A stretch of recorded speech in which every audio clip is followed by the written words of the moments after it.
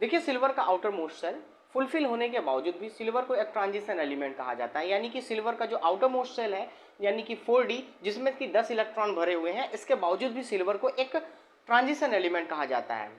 तो चलिए फिर पहले हम लोग सिल्वर का इलेक्ट्रॉनिक कॉन्फ़िगरेशन करते हैं, फिर उसके बाद देखते हैं इसको। इलेक्ट्रॉनिक कॉन्फ़िगरेशन करने से पहले मैं आपको बता दूं कि सिल्वर के दो ऑक्सीडेशन स्टेट होते हैं, एक होता है +1 और एक होता है +2। फिर चलिए इलेक्ट्रॉनिक कॉन्फ़िगरेशन करते हैं और उसके बाद फिर समझते हैं कि किस तरीके से silver outermost shell fulfil होने के बावजूद भी एक ट्रांजिशन एलिमेंट कहलाता है।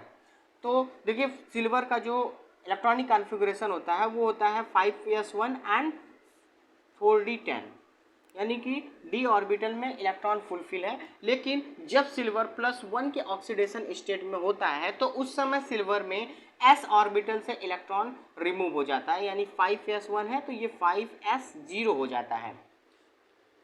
लेकिन जब सिल्वर +2 की ऑक्सीडेशन स्टेट में होता है तो उस समय इलेक्ट्रॉन 5s1 में से तो रिमूव होता ही है, लेकिन 4d10 में से भी एक इलेक्ट्रॉन रिमूव हो जाता है, जिसकी वजह से ये 4d9 हो जाता है और d ऑर्बिटल सिल्वर का इनकम्प्लीट हो जाता है। और इनकम्प्लीट होने की वजह से ही सिल्वर के आउटर मोस्ट शेल फुलफिल होने के बाद भी ट्रांजिशन एलिमेंट की श्रेणी में आते हैं।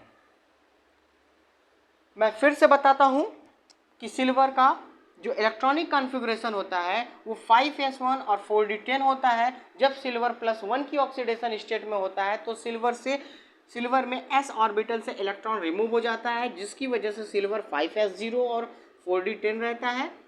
तब तक तो ये हमारा ट्रांजिशन एलिमेंट नहीं होता है। लेकिन जब सिल्वर